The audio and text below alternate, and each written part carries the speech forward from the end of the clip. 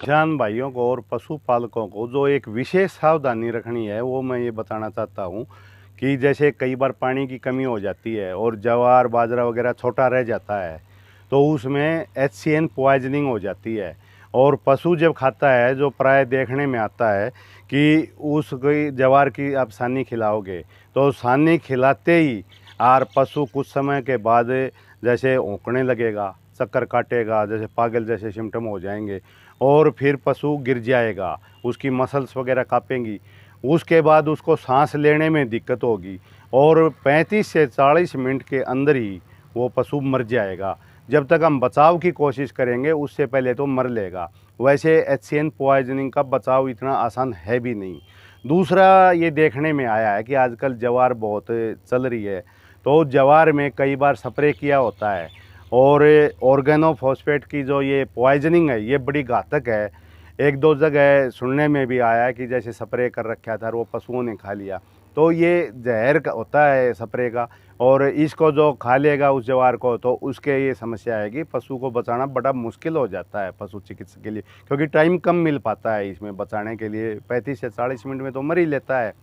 तो जो इस तरह की ज्वार वो ना दें, ज्वार वही दें जहाँ रेगुलर पानी दिया गया हो, स्प्रे ना किया गया हो।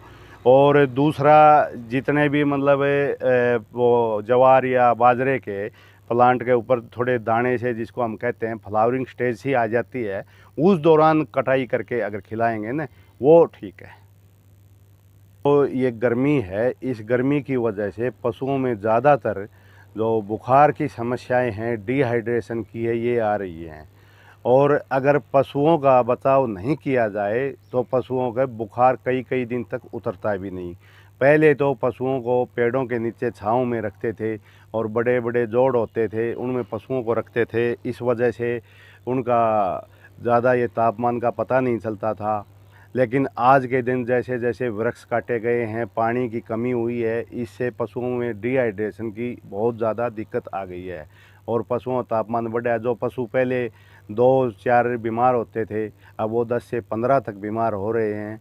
और अगर पशुपालकों के बारे में मैं कहना चाहूँ तो उनको एक चीज़ का विशेष ध्यान रखना पड़ेगा। एक तो गर्मी के समय पशुओं को बाहर ना निकालें, पशुओं के ऊपर कूलर इत्यादि लगा कर रखें। एक जो पशु बांधने की जगह है उसमें ठंडा करके रखें। अगर मान लो टिब्बे वाली जगह है वहाँ पशुओं को बांधा जाता है तो जांडी या और जो पेड़ हैं उसके नीचे पहले पानी छिड़क दें और पशुओं को सुबह धूप निकलने से पहले नहलाएं और रात को 9-10 बजे के आसपास जब थोड़ा ठंडा मौसम हो उस दौरान पशुओं को नहलाएं। और चारे में भी तूड़ा कम दें, हो सके तो हरा चारा उसमें मिलाएं और पानी दिन में 3-4 बार पिलाएं।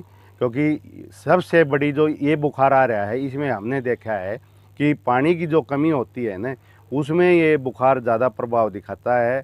अगर पशु को सुबह शाम नहलाया जाएगा धूप निकलने से पहले और धूप अस्त होने के बाद तो वो पशु बीमार नहीं होते, क्योंकि ये गर्मी का बुखार है, दवाइयों से ज़्यादा इसका इलाज पानी कर रहा है।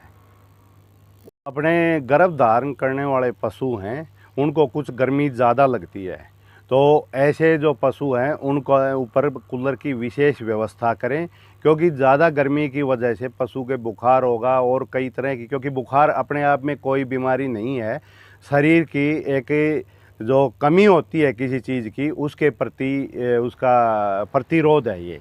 और बुखार की वजह से अगर ज़्यादा बुखार हो जाएगा तो इसमें नसें भी प्रभावित होती हैं और नशे जब प्रभावित होंगे तो पशु चक्कर भी आके गिर सकता है, कोई भी कारण हो सकता है जब टेम्परेचर बढ़ जाएगा तो। अच्छा, एक और मैं ये बताना चाहूँगा कि इस दौरान खनिज मिश्रण का प्रयोग अवश्य करें, क्योंकि जैसे जैसे पानी शरीर से निकलेगा तो शरीर में आप देखोगे उन पशुओं के खाल भी ढीली पड़ जाती है डिहाइड्रेशन की वजह से। तो उसमें खनिज तत्व भी साथ निकलेंगे पानी के साथ साथ पसीने के तौर पे। तो हमें खनिज मिश्रण अवश्य देते रहना चाहिए। और अगर पशु बीमार हो जाता है तो उसको एक बार बुखार उतार के बुखार की दवाई दे के और फिर उसको रीहाइड्रेट करना पड़ता है, जैसे ग्लूकोज वगैरह देनी पड़ती है, ताकि पशु फिर से नॉर्मल स्थिति में आ सके।